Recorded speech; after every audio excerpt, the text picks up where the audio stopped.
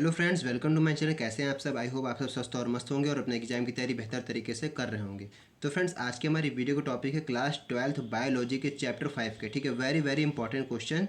ऐसे क्वेश्चन हैं जो कि आपके पेपर में हर साल पूछे गए, हर साल रिपीट होते हैं। तो आज की इस वीडियो में हम लोग उन्हीं क्वेश्चन पर बात करेंगे। एक एक क्वेश्चन को ध्यानपूर्वक समझिएगा और एक एक क्वेश्चन को आप नोट करके कहीं रख लीजिएगा। ठीक है, क्योंकि आपके यही सारे पेपर में क्वेश्चन पूछे आते हैं। ठीक है, कॉपी पेन लेके बैठ जाइए, साथ साथ में नोट करते रहिए, या तो फिर आप इसका स्क्रीनशॉट लेके रख लीजिएगा। ठीक है, आज की इस वीडियो में आपको मैं केवल क्वेश्चन बताऊंगा। अगर आप चाहते हैं इसका सॉल्यूशन भी मैं लेके आऊँ तो आप इस वीडियो में कमेंट कर दीजिएगा, मैं आपको इसका सॉल्यूशन पे भी वीडियो बनाऊंगा। ठीक है फ्रेंड्स, ये वेरी वेरी इंपॉर्टेंट क्वेश्चन है। आज की वीडियो में ये 10 क्वेश्चन बहुत ही महत्वपूर्ण होने वाले हैं। वीडियो पर लास्ट तक बने रहिएगा, वीडियो को स्किप मत कीजिएगा।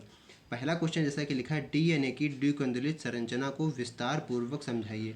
द्विकुंडलित संरचना को आपको बताना है, विस्तार पूर्वक समझाना है। 5 नंबर का मैक्सिमम क्वेश्चन है, आपसे पूछा था डीएनए की द्विकुंडलित संरचना। ठीक है, पहला क्वेश्चन तो आपको ये हो गया।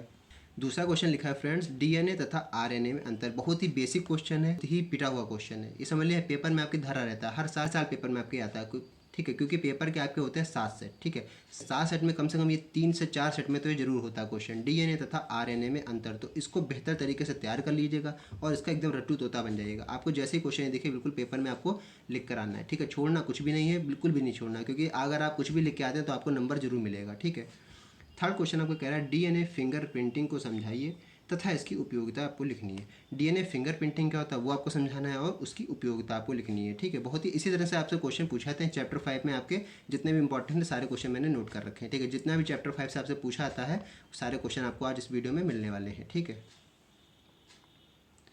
अगला है क्वेश्चन नंबर 4, चारगाफ नियम को समझाइए। ठीक है, आपने पढ़ा होगा चारगाफ नियम, चैप्टर 5 में है चारगाफ नियम। ठीक है, तो चारगाफ नियम से क्या होता है उसको आपको समझाना है। 5 नंबर का मैक्सिमम पूछा सकता है या फिर आपसे टिप्पणी में भी पूछा सकता है। तो इसको बिल्कुल तैयार कर लीजिए। जितने क्वेश्चन मैं आपको जो बता रहा हूँ 10 क्वेश्चन, इसको आप बिल्कुल तैयार कर लीजिए। कम से कम नहीं तो 10 में से कम 6 या 7 क्वेश्चन आपके बिल्कुल मिलने वाले हैं आपको पेपर में।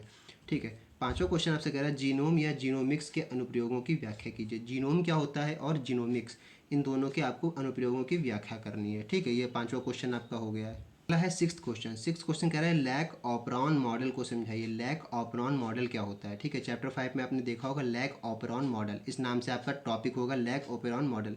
तो उसको आपको समझाना है, उसके बारे में थोड़ी सी थ्योरी लिखनी है। ठीक है, बायोलॉजी आपको बहुत ही आसान रहता है, बस आपको थ्योरी याद करके जाना है और कुछ नहीं होता है। तो सबसे ज़्यादा कठिनाई होती है वो होती है केमिस्ट्री और फिजिक्स में, लेकिन बायो में ज़्यादा कठिनाई नहीं होती। बायो ज़्यादा टफ नहीं है, उसको आप आराम से याद कर सकते हैं। ठीक है, अगला क्वेश्चन है फ्रेंड्स 7th, डीएनए द्विगुणन क्या होता है समझाइए।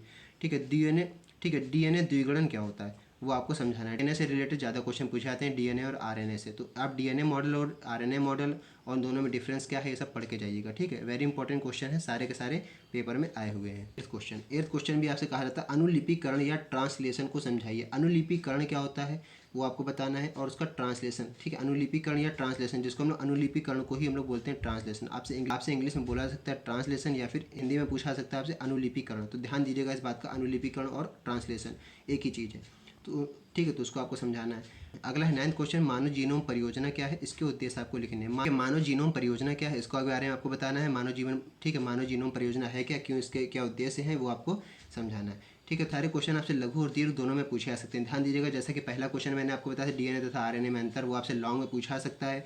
चार गाफ का नियम हो गया, लैक ऑपरॉन मॉडल हो गया, अनुलिपिकरण या फिर ट्रांसलेशन, ये सब आपसे लघु में पूछा सकते हैं और दीर्घ में भी पूछा सकते हैं। तो ठीक है, तो फ्रेंड्स आपको इस तरह से तैयारी करनी है कि आपसे लघु में भी और दीर्घ में भी जिसमें पूछा है आपको बिल्कुल लिख कर आना, छोड़कर नहीं आना है। दोनों में क्वेश्चन पूछा सकता है, ऐसा नहीं कि आपसे केवल लघु में ही पूछाएंगे और आपसे केवल ये दीर्घ में ही पूछाएंगे। तो आपको बिल्कुल अच्छे तरीके से तैयारी करनी है, छोड़कर कुछ भी नहीं आना है। बार बार मैं आपसे कह रहा हूँ, क्योंकि टारगेट हमने इस बार रखा 95। चैनल पर पहली बार आए तो चैनल को सब्सक्राइब जरूर कर लीजिएगा। इस तरह की इंपॉर्टेंट वीडियो आपके चैनल पर मिलती रहेंगी। ठीक है, और फ्रेंड्स अगला लास्ट क्वेश्चन है, अनुवांशिक कोड को समझाइए। अनुवांशिक कोड क्या होता है उसको आपको समझाना है। बायोलॉजी में जैसे ठीक है, आपको इसी में मिल जाएगा, मानव जीनोम परियोजना है, उसी के नीचे आसपास टॉपिक होगा ये अनुवांशिक कोड। अनुवांशिक कोड क्या होते हैं, अनुवांशिकता क्या होती है, उसी में आपको मिल जाएगा। ठीक है, अनुवांशिक कोड को समझाइए, ये भी आपका इंपॉर्टेंट क्वेश्चन है, 5 नंबर में मैक्सिमम पूछा सकता है। ठीक है, तो अनुवांशिक कोड क्या होता है उसके बारे में आपको बताना है। और जितने भी ऊपर मैंने क्वेश्चन बताए हैं, डीएनए, आरएनए, ठीक है, डीएनए द्विगुणन, लैक ऑपरॉन मॉडल, चारगाफ नियम, डीएनए फिंगरप्रिंटिंग, ये सब बहुत ही इंपॉर्टेंट क्वेश्चन है। तो इसको आप अच्छी तरीके से तैयार कर लीजिएगा। आई होप आपको सारे क्वेश्चन समझ में आ गए होंगे। इसके सॉल्यूशन पर भी मैं जल्दी ही वीडियो बनाऊंगा। तो फ्रेंड्स बस आज की वीडियो में इतना ही, मिलते हैं नए वीडियो में नेक्स्ट टॉपिक के साथ। तब तक के लिए जय हिंद।